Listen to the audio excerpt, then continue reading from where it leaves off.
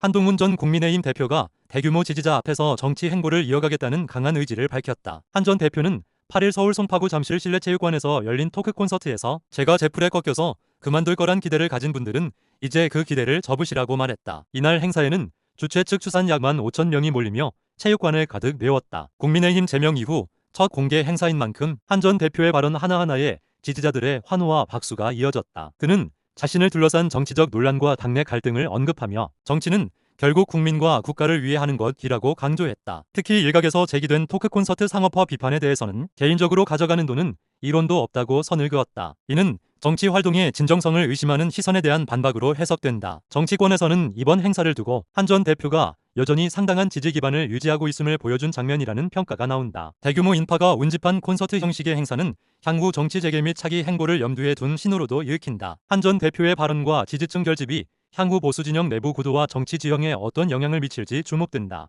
대한민국 스노보드의 마청 김상겸 37 올림픽 무대에서 기적 같은 은메달을 따내며 한국 스포츠 역사에 새로운 이정표를 세웠다. 김상겸은 이탈리아 리비뉴 스노파크에서 열린 2026 밀라노 코르티나 담페토 동계올림픽 스노보드 남자 평행대회전 결승에서 2위를 차지하며 은메달을 획득했다. 결승전에서는 오스트리아의 강자 베냐민 카를과 맞붙어 0.19초 차이로 아쉽게 패했지만 마지막까지 포기하지 않는 질주로 깊은 인상을 남겼다. 이번 메달은 대한민국 선수단의 밀라노 동계올림픽 첫 메달이라는 의미를 지닌다. 동시에 한국이 동학의 올림픽을 통틀어 획득한 통산 400번째 올림픽 메달로 기록돼 역사적 가치도 더했다. 특히 이번 은메달은 김상겸 개인에게도 남다르다. 소치, 평창, 베이징까지 3차례 올림픽에 출전했지만 번번이 입상과는 인연을 맺지 못했던 그는 4번째 도전만에 생애 첫 올림픽 메달을 목에 걸었다. 30대 후반이라는 나이에도 세계 정상급 선수들과 당당히 맞서 이뤄낸 결과라 인간 승리라는 평가가 나온다. 경기 후 김상겸은 이 나이까지 포기하지 않고 버텨온 시간들이 떠올랐다며 이 메달이 후배 선수들에게도 희망이 되길 바란다고 소감을 밝혔다. 베테랑의 집념이 만들어낸 한 장면은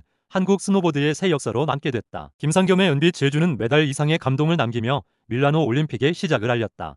정부가 외국인의 투기성 부동산 거래를 차단하기 위해 관련 규제를 대폭 강화한다. 최근 해외 자금이 국내 주택 시장으로 유입되며 집값 상승 요인으로 작용하고 있다는 판단에 따른 조치다. 국토교통부는 외국인이 국내에서 부동산을 취득할 경우 거래 신고 절차와 자금 출처 검증을 한층 강화하는 방안을 마련해 시행에 들어간다고 밝혔다. 이번 대책은 실거주 목적이 아닌 투자 투기 수요를 사전에 걸러내는 데 초점을 맞췄다. 우선 외국인 부동산 거래 신고 항목이 확대된다. 앞으로는 기존 거래 금액과 계약 내용 외에도 체류 자격, 국내 거주 여부, 체류 기간 등을 함께 신고해야 한다. 이를 통해 실제 국내에 거주하며 주거 목적으로 주택을 매입하는지 여부를 보다 명확히 판단하겠다는 것이다. 자금 출처 검증도 강화된다. 외국인은 주택 구입 자금이 해외 예금인지, 해외 금융기관 대출인지 또는 가상자산 매각 대금인지 등 구체적인 자금 조달 경로를 신고해야 한다. 정부는 이를 통해 불법 자금 유입이나 탈세 가능성을 차단한다는 방침이다. 또한 거래의 실체를 확인하기 위해 매매계약서와 계약금 지급을 증명할 수 있는 서류 제출도 의무화된다. 명의만 빌린 거래나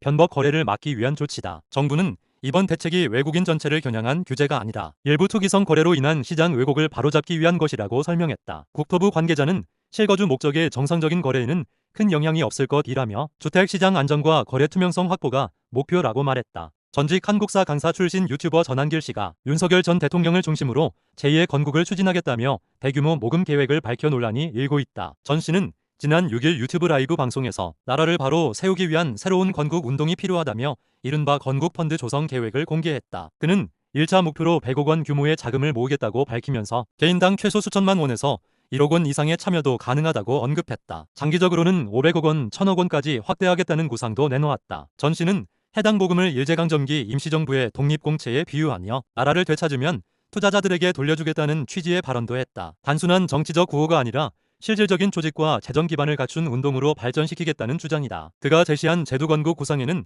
현행 국가 시스템 전면 개편에 가까운 내용도 포함된 것으로 전해졌다. 일부 발언에서는 행정부, 입법부, 사법부 등 기존 권력 구조를 재편하겠다는 취지의 언급과 함께 새로운 내각 구성을 준비하고 있다는 주장도 나왔다. 이 같은 발언이 알려지면서 법적, 사회적 논란도 확산되고 있다. 정치권과 법조계 일각에서는 정치자금법 위반 가능성, 체제 부정적 발언에 따른 법적 책임 문제 등을 제기하고 있다. 보수 진영 내부에서도 현실성이 떨어진다는 비판과 정치적 상징적 표현에 불과하다는 옹호가 엇갈리는 분위기다.